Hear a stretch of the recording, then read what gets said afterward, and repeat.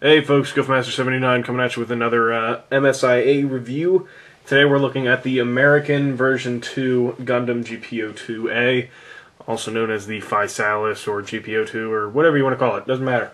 I have a little bit of a sore throat, so if I sound a little odd, I apologize. Anyway, this is a very rare figure from the American release line, as I stated before. It's not actually a version 2, it is just in the Americas we call it the version 2, or at least I do because it was the second version of the American one. The main difference being is that the plastic's molded into different color plastic. The shoulder mounted bazooka, like the nuke bazooka or whatever, has a firing missile feature. The shield is molded different, and that's about it, other than maybe little minor details. But this is the version 2, quote unquote. American version 2. I do not own the actual Japanese version 2 of this figure. It's not that I don't want it, it's just that, there's plenty of other figures out there that I've been trying to get before I get this guy, so eventually I'll get one. So, but this guy does it, perfectly fine for me until then. Anyway, quickly, I'll go over his articulation. Like I said, he's not an actual version 2, so it's still pretty limited as to like what the version 1 figures were like. Is a ball-jointed neck, a little bit of a swivel in the waist, not much. The shoulders are on ball joints, as you can see. Ball-hinged elbows that swivel at the bicep. Swivel wrists. Ball-jointed hips. Single-joint knees. And ball-jointed ankles. Ooh, the back part of the nuke launcher, bazooka, whatever you want to call it, is on a tiny ball joint as well. So, he does come with a couple of accessories, pretty much the exact same ones that the original GP-02 came with. He comes with the back end of the bazooka. He comes with his shield, which is slightly different than the original version. As you can see, these panels up here do not fold. The shield is a bit larger. I'll do a comparison to the first or original version then in a minute here.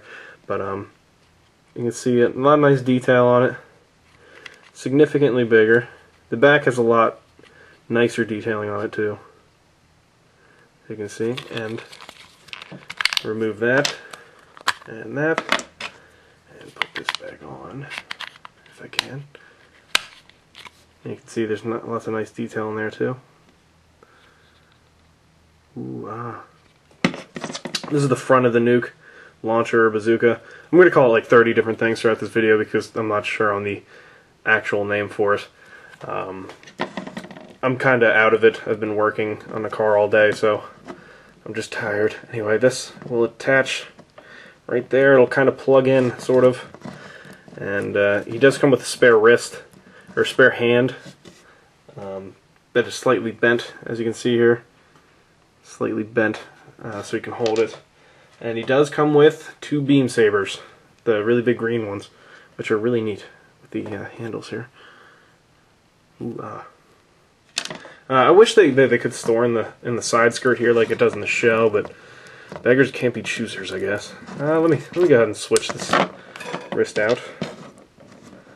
Oh, by the way, you'll notice that I am at a different spot than I normally am at. Just decided to make it easier on myself. And go ahead. And I mean, like the original one, it doesn't hold it very well. Like you can see, it's gonna always be at sort of an angle. And I mean, you got the little eyepiece that can come down here. And there's the missile in there. Looks pretty neat though. I will show you the missile firing feature. There's this little button right here. You press it and it will launch this tiny gray missile. Well, it's not tiny, but it's a small gray missile. It's got a fair amount of force to it. Nothing great. I mean, it might go like a foot or two. Probably not, to be honest. But yeah, that's about it for the missile firing feature. Like I said, his shield, oh god, his shield is significantly bigger than the original. You can see the handle back here. See if I can't get it on his hand. Or get him to hold it, rather. Like the original, he suffers from the inability to actually hold his shield effectively. At least for very long. You can see he kind of holds it like that. I'll show you the thruster parts here in a minute, but I want to show you quickly first the comparison to the other ones. The only two American versions that we got were the original here, which is a slightly off-white yellowy color, which I always wondered why they made it like that. You know, it's like yellow. It's not even the grayish color that we're used to. But anyway, here's the shields. You can see that the original one is a lot smaller than the newer one here, and has the folding panels here. And the third American version we got is, of course, the battle-scarred version, which is very cool. The plastic is a different color than both of these. It's like a mixture between the two. This one being on the lighter end and that one being on the more yellow end. This one's probably like a mixture between the two. But as you can see, cool figures all around. I mean, if you guys want to see reviews on the version 1 or these two, just let me know. And see if we can get the focus. There we go. So anyway, that's those are the three American versions that we got, this being the rarest. Joshua and Gandamu did note that it's I mean, I've never seen it on eBay personally, because I've never really looked for it. I got it in a trade from a fellow Gundam video maker on here called Dado240Z. I'll post a link, probably like right there, for you to go check out his channel. He's a pretty cool guy. He's got a lot of nice custom figures as well as other various MSIA toys and figures and whatnot. Anyway, his shoulder parts here do, you know, extend, and those rockets go down. These ones spin down, and then the ones inside also go down, which is always pretty cool. I really like the look of that. It's got all the huge thrusters going off it there.